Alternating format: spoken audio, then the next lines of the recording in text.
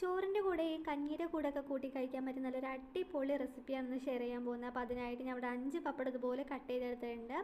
അത് നമുക്ക് നല്ലപോലെ വെളിച്ചെണ്ണയിൽ ഒന്ന് ഫ്രൈ ചെയ്തെടുക്കാം. അപ്പോൾ വെളിച്ചെണ്ണ തന്നെ എടുക്കാൻ ശ്രദ്ധിക്കുക.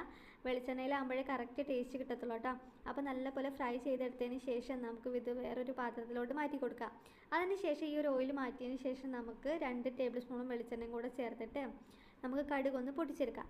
അപ്പോൾ കടുക് ഞാനൊരു 1/2 ടീസ്പൂണും കടുകാണ് ചേർത്ത് കൊടുത്തേക്കുന്നത്. പിന്നീട് നമ്മളിതിലോട്ട് ചെറിയുള്ളി ഒരു 15 ചെറിയുള്ളി ചതച്ചെടുത്തതും കുറച്ച് കറിവേപ്പിലയും കൂടെ ചേർത്ത് നല്ലപോലെ മൂപ്പിച്ചെടുക്കുന്നുണ്ട് കേട്ടോ. കൂടെ തന്നെ ഇതിലേക്ക് എരിവിന് ആവശ്യമായിട്ടുള്ള ക്രഷ്ഡ് ചില്ലി നിങ്ങൾക്ക് എരിവിനനുസരിച്ചിട്ട് ചേർത്ത് കൊടുക്കാം. ഞാനിവിടെ 1 ടീസ്പൂണും ചേർത്ത് നല്ലപോലെ മൂപ്പിച്ചെടുത്തിട്ടുണ്ട്.